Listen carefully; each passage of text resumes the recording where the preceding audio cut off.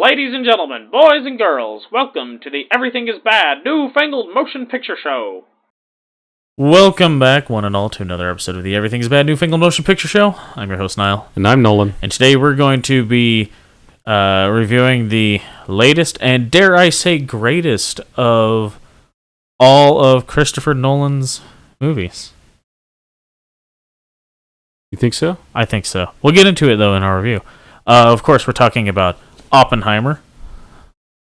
So we are going to be doing our normal thing where we do a spoiler-free review and then give you a spoiler warning and go more in depth into it after that. Not that there should be a whole lot to that would technically be a spoiler, because it's a biopic. But I mean, he's probably not like all the details of his life probably aren't super well known by most people. So yeah, I mean, he is successful in developing the atomic bomb. Spoiler. Yeah. But yeah, so we'll give you a spoiler warning before we get more into some of that stuff, though. But yeah. Like I said, so I've made it no secret, I've been super excited for this movie. I love all this history behind atomic, development of atomic bomb and atomic energy. I find that stuff super fascinating. You and I even went and toured the test site, or the national security site. Yeah, where they tested atomic weapons. Yeah. Not the atomic weapon Oppenheimer designed, but later on, where they moved all the atomic testing to north of Las Vegas. So I find all that stuff just incredibly fascinating. So I've been super looking forward to this movie, and I gotta say, it delivered. I do think, granted, I don't think I've seen all of Christopher Nolan's movies. As far as me, I think, I don't know, there might be one or two I haven't seen. But I do think that I've seen them all, though. I do think that this is likely his best movie. It was incredible. Actually, what's it rated right now on IMDb? It's rated an 8.8. Come on, it deserves higher than that. At least a 9. I think that might be the highest rated movie I've ever seen on IMDb, though. Yeah. Movies we like tend to hover around 7. Yeah, I mean, I'm not gonna say it's like a perfect 10, because I don't know what a perfect movie is.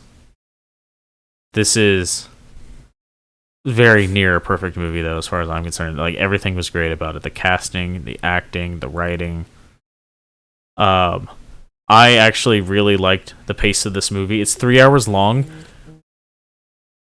It's 3 hours long, and I at no point did I feel like it was in any way dragging or was too long.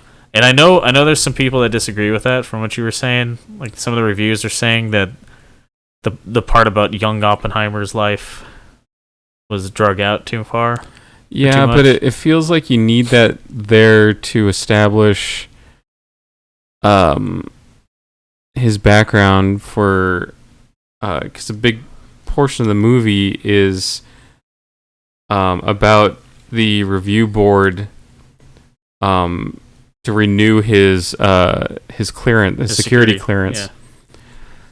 And you kind of need all that stuff from when he's young to understand, with the Atomic Energy Commission. Yeah, to understand, why they would even question it. And the thing that's interesting is, although it's a 3-hour movie, and it's not like a fast-paced movie, the editing is fast-paced. It doesn't hold on anything very long. It's just a lot of cuts and stuff. So it's sort of this weird juxtaposition. But I was pleasantly surprised. There's a lot of I think the majority of people probably knew, at the very least, Oppenheimer led the Manhattan Project to research and develop the first atomic bombs. I think that's pretty well known. But there's a lot of little stuff about Oppenheimer's life that I think most people don't necessarily realize that they covered in this movie. And I don't. This is very early in the movie, so I don't think this is a spoiler. But to give you an example, Oppenheimer, he went to Cambridge. Yes. In the UK, and while he was there, he was clinically depressed, and he at one point tried to poison his professor by poisoning an apple. And from what I've read, it's unclear what poison was used. He would have had access to a lot of different poisonous substances within the labs at Cambridge. In the movie, it's potassium cyanide. And then for some reason, in real life, we don't know the actual reason, but the professor just never ate the apple. So he, attempted to poison his professor. Didn't apparently hate his professor necessarily, but it was just kind of like I don't even know what to call it. Not like a fit of rage or something, but... Yeah, in the movie it portrayed he was angry at him because he's keeping Oppenheimer from seeing a guest lecturer. Yeah.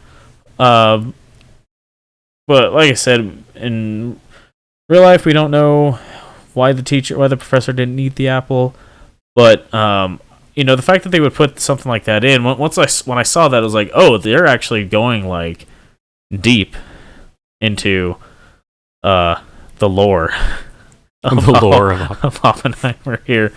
We're staying true to the source material, Right, and you really did. They even mentioned the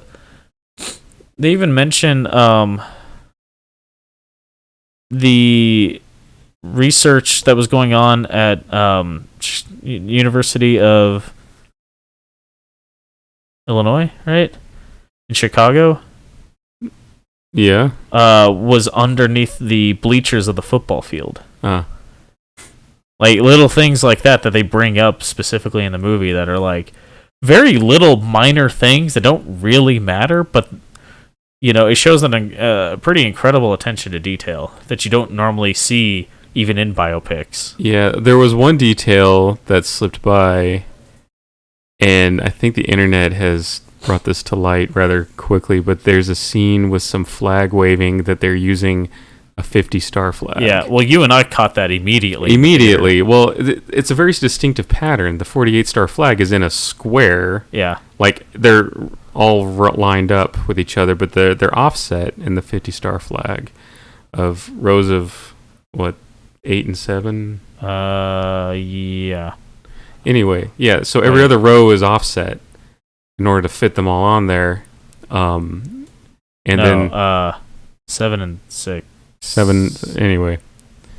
And then, but it's obvious, right? Because the flag that is the correct flag is... It's 4x8, isn't it? It's 6x8. Or 6x8, I meant, yeah. Yeah, because 48 stars. And for the full-size flags, they're using the correct flag, but there's some like small flags that people are waving. And we're like... I was just doing a Google search. So it's 6 and 5 on the 50-star flag. I was just doing a Google search for U.S. flag, just to bring up that image. And it one of the first auto-complaints is U.S. flag 1945. And I'm like, I wonder why people are searching that. I thought you were going to tell me it was the aircraft carrier from G.I. Joe. No, the USS flag? Yeah. So anyway, Niall, I caught that right away because it was like... We're like, wait a minute. It's real obvious, like the pattern is not right. Yeah. But then a lot of people pointed it out on the internet, and then there's a lot of people saying, "Oh, that's ridiculous. How would you even notice that?" I'm like, it's obvious. Yeah, it's a pretty obvious pattern. A lot of people saying it's ridiculous that people would even be upset by that. I'm like, it's a historical movie. What's particularly bothersome about it is how close attention was paid to little details throughout the rest of the movie. Oh, there was also one other little part, and I feel like we'll maybe bring it up in the spoiler section. That were like, that doesn't seem right. Well, I saw something, I haven't verified myself, but apparently the Talking about the thing with Matt Damon? No. Oh. The timers that they use, they're using the Nixie tubes? Yeah, those hadn't been invented yet. Oh, yeah. So... But people associate it with the atomic age. Right. They look right in people's minds, but in reality, they hadn't been invented yet. It would have been the flip clock, right? Little, like, the flip flag type. Yeah. But that's not as cool looking. It's not. So there's those. But otherwise, the really great attention to detail and everything. Yeah. I saw some people, some reviews from before the movie released. So I'm guessing it must have been like media screenings or something, or I don't know if it premiered at a film festival or something. People were saying that there was like very unnecessary amount of nudity with Florence Pugh, and I was expecting a lot, and I'm like, oh, we got 2 scenes. Yeah. Yeah, like people were like they were saying like really graphic sex scenes and stuff, and I'm like, it really wasn't. Yeah. Like you don't see any peen. No, and I've seen, if you've seen 28 Days Later, you've seen Cillian Murphy's peen. I forgot about that. Yeah, like right at the beginning, right? Yeah. Yeah, I forgot about that. It's been a long time since I've seen that movie. Yeah, me too. I think the last time I saw it was right after. Apparently, Cillian Murphy's peen made an impact on you, though. It's just like when you're not expecting it, it's like, whoa. And so yeah, there's like a sex scene and then a post-sex scene later in the movie, and it's not real graphic, and each one is pretty short. Yeah. I was expecting, like, from what people were saying online, there's a lot of nudity. I'm like, there really isn't.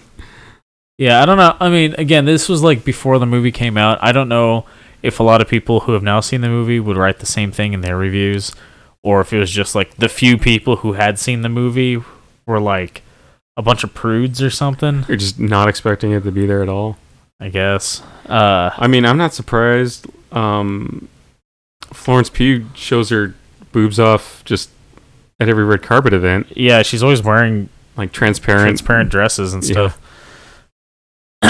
But I'm sure Marvel's real happy about that. I'm sure Disney's like real happy about that. Maybe that's why we haven't gotten that. That movie with her. Yeah. Was it going to be a movie or a miniseries? I don't know. I think it was going to be a miniseries. I think they bounce back and forth between what any project's going to be at any point. Yeah. And then they cancel it all. I haven't watched any Secret Invasion yet. I haven't either. Anyway, but yeah, overall, like I was actually really pleased with the detail they put into the events, like of his life, and stuff that they brought up that, you know, like they even brought up the whole thing with how like he specifically told that experimental physicist that he like became buddies with at Berkeley. How he like specifically told him that he doesn't do like he's strictly theoretical physicist. He doesn't do the experimental stuff because he was like clumsy with experiments. Yeah, well, they showed that a little bit in the Cambridge scene, right? You know, and how like he did want his lab next door to the experimental lab because he thought what they were doing was really fascinating, and he was really interested in testing his theories on their equipment, or them testing his theories on their equipment. Yeah. And yeah, there's just a lot of stuff that I was like, damn, like they actually like really like that book that Pattinson gave Christopher Nolan. Like he really took that to heart, I guess. Yeah. Well, I think when it was pitched to him, from what I read, they pitched him as an adaptation of, was it the American Prometheus? American Prometheus, yeah. And then he was sort of like not sure what he's doing, and then Robert Pattinson gave Christopher Nolan a book that was just like Oppenheimer's journal or something that he read, or something, and that kind of sealed the deal. Yeah, I don't remember specifically. Yeah. I just know that Pattinson gave him a book after they finished filming Tenet, and that book is what made reading that book is what made Christopher Nolan decide to go forward with Oppenheimer. Yeah.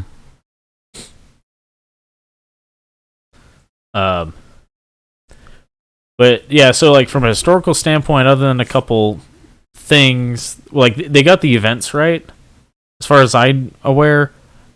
Like I'm pretty well read on the events of the Manhattan Project and Oppenheimer's life, but I'm not like the most well read. Someone out there might have something to pick apart on it, but I was really pleased with how like all the events that they portrayed and how deep they went into a lot of that stuff. So I think that was really cool. Yeah. So yeah, definitely recommend it. Highly recommend it. I might go see it again. Yeah, definitely see it in theater. Oh yeah, we saw it, not IMAX. We saw it on Wish.com IMAX, which is Cinemark's XD. Is that what they call it? Yeah. So I don't know how it actually compares to IMAX. If it's a lower resolution, smaller size. I just know that screen is not as big as the IMAX screens in town. Like it's big. It's bigger than the regular screens at that theater. Yeah. But it's not as big as the IMAX screens at the other theaters at the Regal theaters in town. Well, I wonder if a lot of it came down to they just didn't have the space to put an IMAX room there. Well, yeah, when that theater opened, they didn't have an IMAX. They didn't have a large format theater. That was just the biggest of the 16 theaters at that multiplex when that theater opened. But when they remodeled it and put in all the reclining seats, because remember that theater didn't always have that, they put in the XD. So that's why I'm like, I mean, yeah, that room was not physically big enough to fit an IMAX screen in.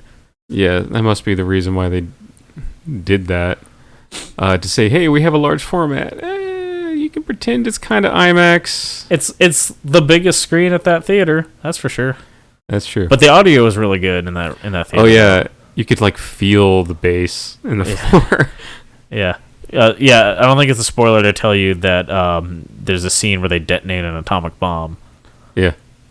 And that was a really incredible scene. And like, oh man, in the build up to it and everything, like the whole scene building up to it, you're just like, oh, here it is. We're finally at it, you know? Yep. It reminds me, I saw someone, defending the American flag, the stars, saying, whoa, I mean, come on, cut them a break. Like, you expect to get everything right? And someone's like, they built a whole town in the middle of the New Mexico desert and detonated an explosion big enough to mimic an atomic bomb, and they couldn't get the flag right. Right, like it's such a small thing, and what's weird. I might not even noticed, but there were some close-ups. Yeah, because it's like he's walking past the bleachers, like from between these two sets of bleachers, and so someone's like holding a flag that's like at the top of the shot, right above Cillian Murphy's head as he's walking by, and you're like, hey, wait a minute. Yeah. But it wasn't just like one, it was like everyone in the crowd that had a flag, which was a lot of people. Yeah. Well, because once you saw the one, you started looking for the others. Yeah, well, it's like they went to, you go to Home Depot and they have that like right at the front of the display where they have all the like the little flags on sticks that are like the it's the like foot wide flags. Yeah, like the bundles of like the little flags they hand out to kids on the 4th of July. Right. It's like they went and just grabbed a bunch of those at a Home Depot and thought, no one will notice. Well, people noticed. I'm surprised Christopher Nolan didn't notice. I'm surprised somebody didn't notice and bring it to his attention at least. I mean, but with how much detail Christopher Nolan is known to put into his movies, I'm surprised he didn't like show up to set to like film that day and like starts berating the prop master. Right, and it's like, well, I mean, Christopher Nolan not being American, I can kind of forgive, but somebody there noticed. Somebody there had to know. Right? I'm sure. Yeah. Well, I mean, of all the main actors there, That scene, it was just Cillian Murphy, right? Of like the... Yeah, I don't... In that shot, I don't think there were any other... like known... No, any of the, like... The primary scientists? The primary, like, any of the American actors yeah. were there. I mean, I'm guessing all those extras were Americans because they shot it in New Mexico. Well, I don't know if they shot that in New Mexico. They shot it on a soundstage, probably. That could have been shot. That one looked like it could have been a soundstage because it was an indoor shot. Yeah, and that could have been in England or something. Yeah. Because, like, any one American could have been like, excuse me, Mr. Nolan? Yeah. Anyway, so...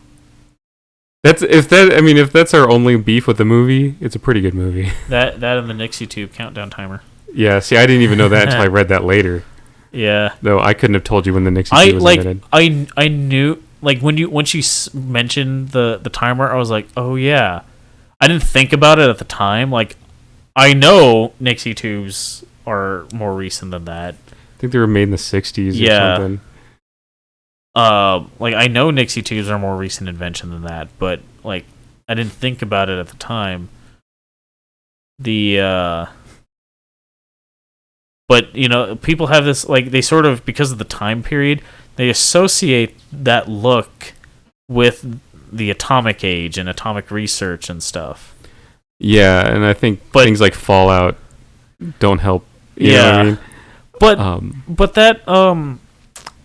But I mean, technically, at the time the Manhattan Project going on wasn't the atomic age, right? Because and they bring this up in the movie. The world is the timeline of the world is broken into pre-atomic bomb and post-atomic bomb.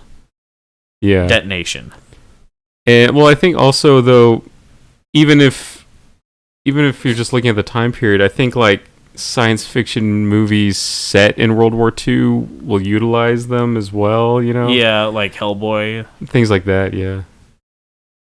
So yeah, anyway. Very minor nitpicks. Right. So definitely go see it. See it on the biggest screen you can. And Cillian Murphy deserves an Academy Award for this movie. Yeah.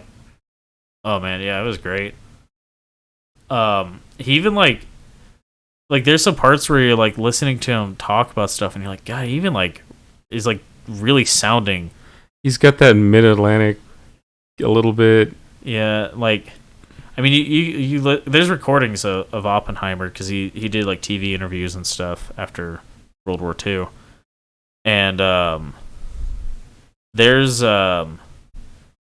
there's recordings, there's audio samples of his voice out there, and Cillian Murphy did a really good job of making himself sound like Oppenheimer. Yeah. All right, so let's say we throw up a spoiler warning here. Yeah. So the other nitpick is the scene where they're carting off the little boy and Fat Man. They like box him up in these trucks to cart off, and the general, who's the 2-star general, who's played by Matt Damon, is putting on this greatcoat, and then you're like, wait a minute, this is July. This is July because this is weeks before they dropped the bomb on Hiroshima. In New Mexico. You and I have been in New Mexico in December. Even in dad's side of the family is from New Mexico. Even in like a high altitude desert area, it's not cold. No. Well, like you and I, like you've been to Las Cruces in the summer, right? Yeah, it's fairly near there, right? And I wonder if like if that something else where like something didn't occur to them, but they were like shooting it in winter or something. Yeah. You know, and so like, oh, throw this greatcoat on because it literally was cold. But yeah, he's like actively putting it on and like cinching it up and like everything. Are like, isn't it a little warm for that, General? But yeah, that's the other thing. I was like, hold on a minute. I mean, even if it was chilly in July at that location in the middle of the day, it wouldn't have been greatcoat weather.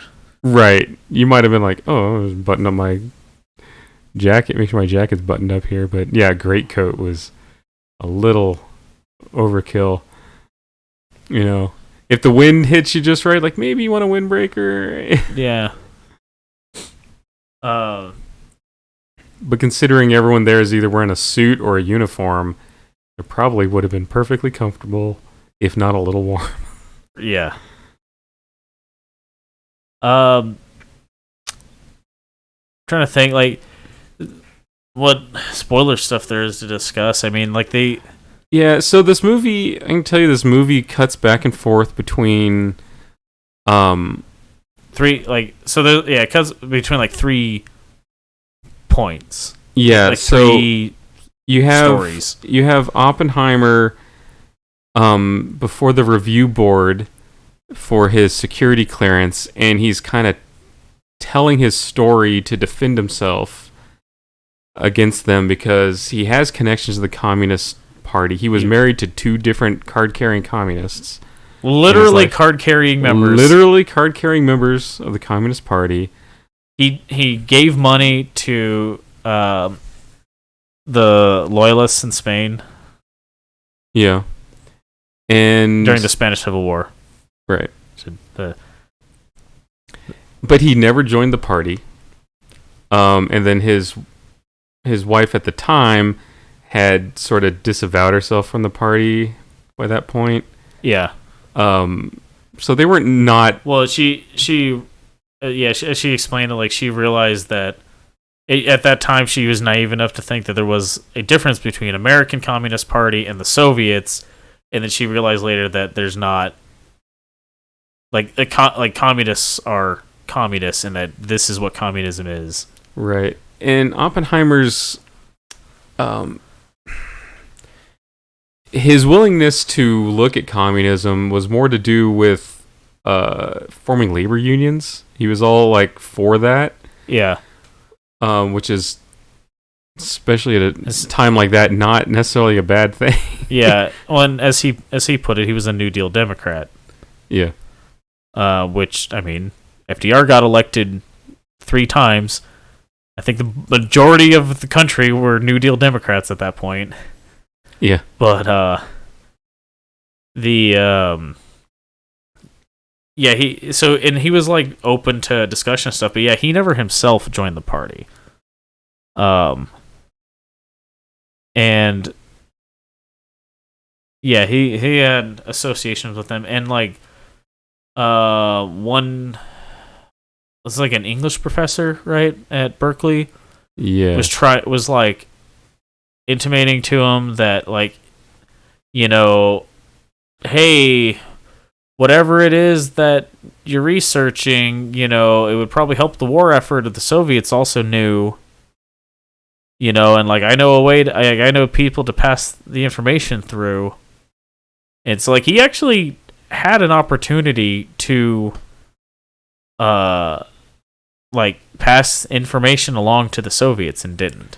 Yeah. Ultimately, what wound up happening, though, is that the board 2-1 voted not to renew his clearance, but did not believe he was disloyal to America. Yeah. They unanimously felt him and his actions were loyal to America and in America's best interests, but they still voted to deny his clearance 2-1. And they were being pressured by Senator, played by Robert Downey Jr., and that's our third story. Yeah. So there's Admiral, like, Lewis Strauss. Right. So who was he was on the board of the Atomic Energy Commission, and that's how he knew Oppenheimer. Yeah. And he felt that Oppenheimer had turned the scientists against him, is the way he put it. So he wanted to take Oppenheimer down as retribution, and the reality was that... Well, and Oppenheimer embarrassed him. Yeah, and Oppenheimer embarrassed him. In front of a congressional hearing. Oppenheimer could be an asshole. And so... but what it really was is Oppenheimer and a lot of the scientists sort of just disagreed on their stance of nuclear proliferation. Yeah, like, they felt... Yeah, the big disagreement came about from hydrogen bomb technology, because they felt that if we made a hydrogen bomb, it would only force the Soviets to also make a hydrogen bomb, and then it would just keep progressing. Right. And Oppenheimer was also for a UN-backed international nuclear regulatory committee, organization. Right. But Strauss and a lot of politicians' point of view thought on the hydrogen bomb was that they're already developing the hydrogen bomb, and we don't want to be behind the Soviets. Yeah. Because that would be dangerous. And so, it came to a disagreement, but Strauss was like real petty. And it was like, it's just this, mostly just came down to this disagreement. And then as far as the other scientists, they either agreed with Oppenheimer or they disagreed with him just on that, not any sort of personal level, but just like on matters of policy or whatever. Like one guy who really wanted to develop the hydrogen bomb, and he'd wanted to develop it since the Manhattan Project. He came in and testified saying like, no, Oppenheimer totally deserves to still have his security clearance. It's just, if he's going to stand in the way of the development, he shouldn't be in charge. He shouldn't be in charge of that. Yeah. And that was his stance, was that like, I don't want Oppenheimer in charge if he's going to be stopping the development, but he doesn't deserve to not have security clearance. Right. So anyway, and so that's like it switches between these. Yeah. So Strauss is in front of a hearing to be confirmed as a cabinet member. I forget. Secretary of Commerce. Commerce. Yeah. I think it's Commerce.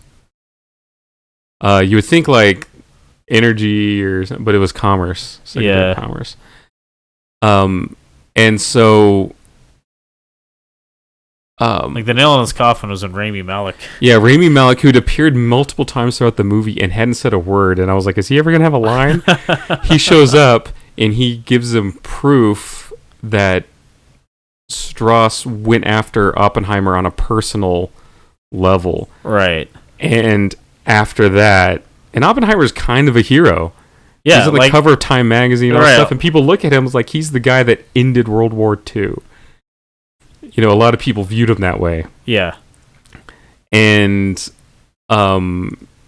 so yeah, I think he had a later administration became a secretary of Strauss? Yeah.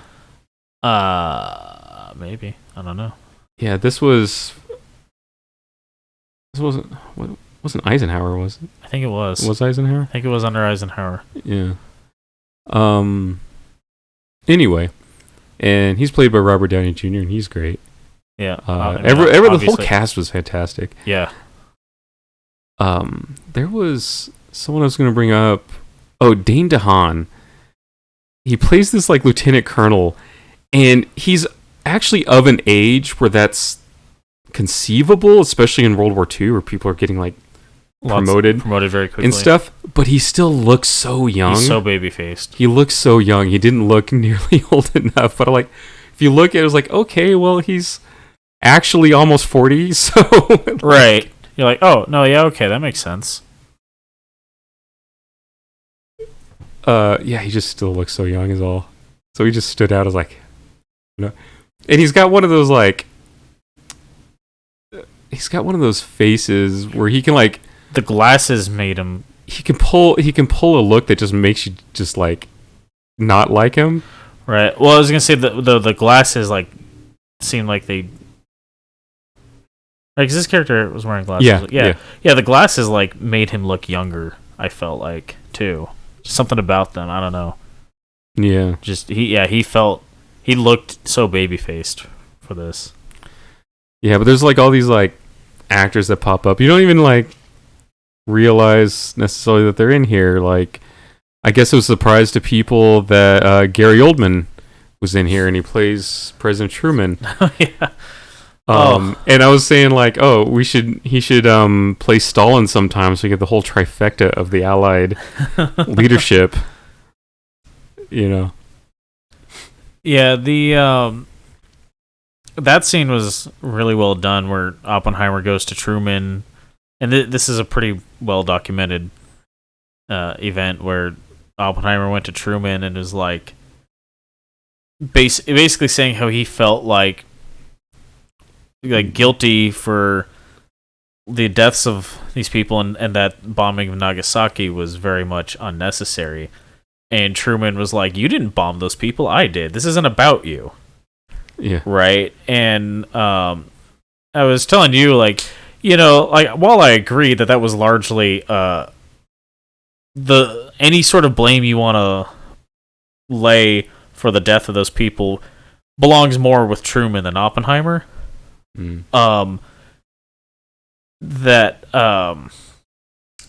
I don't think you can invent something like that gets used and not feel at least a little bit guilty. Right. Well, I mean, and Oppenheimer became pretty anti-atomic proliferation post-war.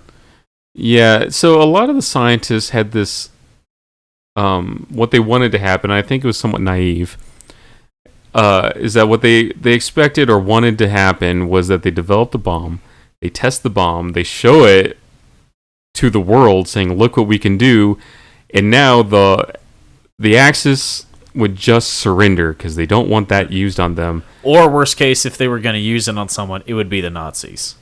Yeah. And considering how many of them were Jewish, that was a lot easier for them to justify. The scientists were Jewish. The scientists were Jewish, yeah. Yeah. Considering a lot of the scientists were Jewish, it was a lot easier for them to justify in their minds.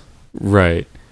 But obviously that's not what happened. And I think it was, that would have been the ideal situation, but it's somewhat naive. Yeah. I feel. And there's a scene towards the end of the movie where after the Nazis surrender, or I don't think they had quite surrendered yet, but it was after Hitler was dead, and the Soviets were in the process of taking Berlin. That like some of the scientists are like, well, we don't need to continue this or whatever, and Oppenheimer's like, well, we're still fighting the Japanese. Yeah. And, there's people on both sides arguing that, like, whether the Japanese would have surrendered or would have fought to the last man, and there's a lot of evidence saying that they would have fought there's bitterly to the end. They were training civilians and handing out sharpened sticks. Right. And they knew, there's letters written from between the generals and from the generals to the emperor, basically explaining how their plan was. They knew they were going to lose. They knew they were going to have to surrender, but they wanted the Americans to pay so dearly for it that it would give them a stronger position to demand certain concessions when they surrendered. It would not have been right, and ultimately an unconditional surrender. Ultimately, the two bombs saved lives. Yeah. So, don't add us. This is historical fact. Don't add us. Yeah, this has been discussed for decades now. Anyway, I don't know. You got anything else to add to this? No, it's an incredible movie. Highly recommend seeing it. It is 3 hours. I know, like, even if it is a good movie, that's a long movie for a lot of people. I get that. Like, when I was telling my wife about this movie, I was like, yeah, it's 3 hours long. She goes like, go have fun. I'm not sitting through that. It's not subject matter she cares about either. Yeah, so. but yeah, it was a hard no once she heard how long it was. So so it was a maybe before, but it was a maybe before, as like if this was going to be what we did for my birthday. Yeah. Sort of thing. And then she was like, yeah, no, go have fun. I'm not sitting through that. So but we were in the theater with the nicer chairs where you can adjust the back and the foot independently. Oh yeah, that was great. That was really nice. They only have that in that one screening room. Yeah, at that theater. At that theater, yeah. The rest of them are just like one button does both.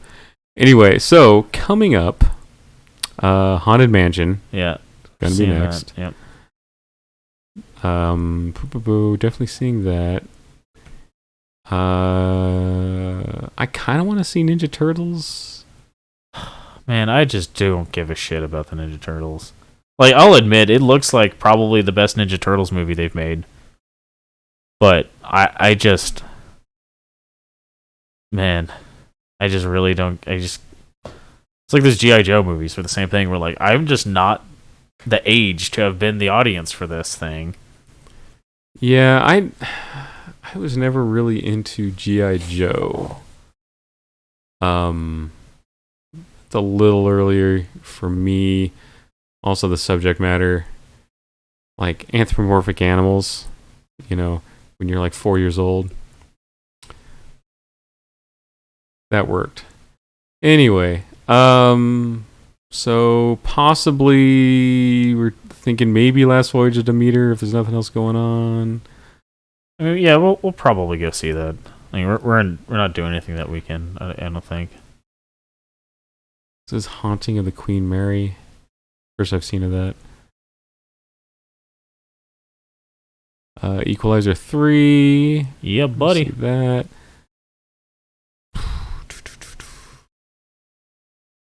Aristotle and Dante discover the secrets of the universe? Alright. I kind of want to see, I don't know if it's going to even be in theaters, but this Outlaw Johnny Black. This is a comedy western starring Michael Jai White. Okay. Yeah. Black Dynamite? Yeah. I don't even know what's going to be in theaters. I watched a little bit of the trailer. It looks pretty good. Anyway, Expendables 4 or Expendables. God, they need to stop doing that. Like, did they learn nothing? Here we go. Force stick. Here we go. I'm a lot more. So far, the thing I'm most excited about coming up that I've listed is The Creator. Yeah, that looks really good. We saw the trailer for that. That looks really good. Seen it a couple times now. Yeah. I like the title of Dick Reno Monster Slayer.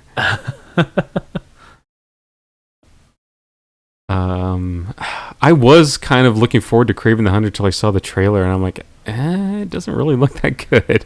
Yeah, it's a weird thing where they're like, oh crap, we got to make a villain be the hero again, like with Morbius. It's Morbin time. You think we're gonna get memes out of Kraven the Hunter like we do with Morbius? Yeah. I mean, Kraven. Like I'm craving me some. I don't know where to Spider-Man. go, but someone will come up with something. I'm craving me some Spider-Man in these movies. That's for sure. Yeah, that's not happening. Like it kind of worked with Venom because, like, ultimately, Venom. I mean, they put an entire country between where Spider-Man was and where Venom was. Right, but I mean, what I'm saying is, like, as far as making the villain into the hero thing, it worked with Venom because Venom ultimately is I'm not gonna say a good guy, like, but not a villain. Yeah, you know what I mean. So, October is pretty dry for stuff that interests us. And then we got Dune, which is November 3rd. Yeah. Yep. Might have to. There's a possibility that might get delayed. Yeah. The Marvels, I don't know. Like, I always thought, superhero fatigue is ridiculous, and I'm kind of like in that superhero fatigue boat. Well, it doesn't help that it's a superhero unit I just don't give a shit about. Yeah. If they finally came out with that Captain America movie with Falcon as Captain America, I'd go see that. I'd definitely go see that. I think they're working on it. I've seen some like production photos recently. Probably not actively working on it at the moment. No.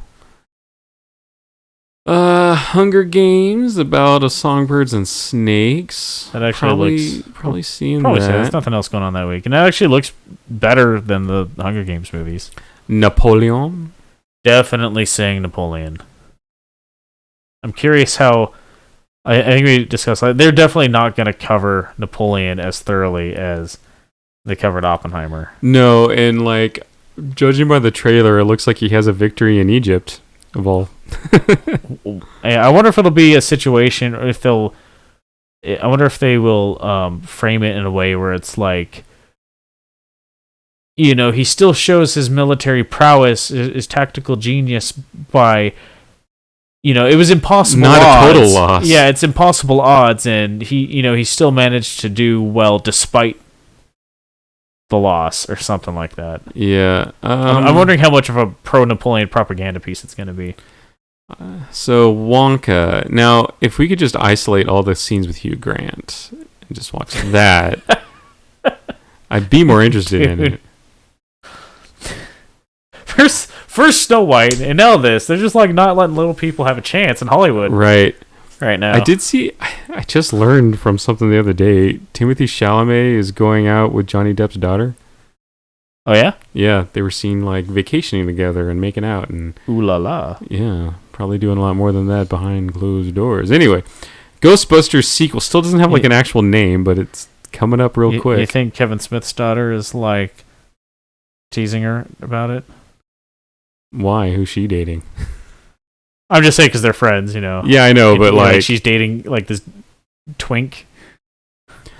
Yeah, well, the pictures I saw, like he's definitely in better shape than you would think he is. Like better shape than he was in the French Dispatch, where he's all like scrawny and stuff. Well, I'm sure he's put on some muscle from Dune. Yeah, the fight training and everything. Anyways, that takes us through the rest of the year. Maybe there'll be some other stuff mixed in there. Who knows? Yeah. Who knows how the writer strike and the SAG-AFTRA strike are going to affect the movie schedules for the next few years, though. Yeah, man. Last time we had a writer strike, we ended up with a shitload of new reality shows. Yeah, and a few bad movies where like Scabs wrote the scripts, or someone else involved in or Daniel Craig wrote a script. That was Is that Quantum of Solace? Quantum of Solace, I think. Yeah. God, The movie was boring as shit, dude. It's the only Bond movie I ever slept through. Well, like I said in our Mission Impossible review, like that's what I want Bond movies to be. Like the last few Bond movies have been so boring, though. Yeah, they need a reboot.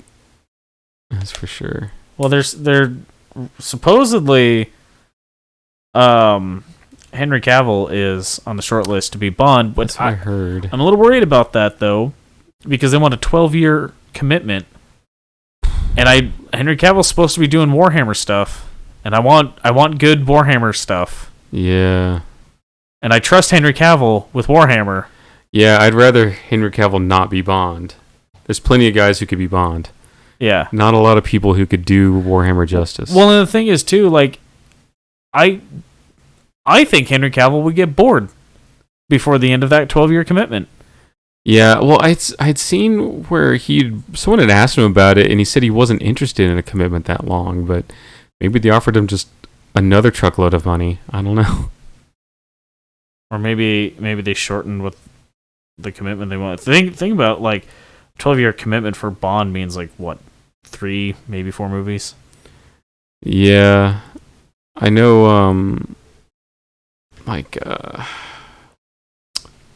Pierce Brosnan, he did 4 movies. And that had to have been about 12 years or at least 10, right? Yeah. So, yeah, I don't know. Anyway. Yeah. So, that all you got? That's all I got. That's all she wrote? Mm-hmm. All right. Well, if any of those upcoming movies sound of interest to you to hear us ramble on and on about, come back, check those out.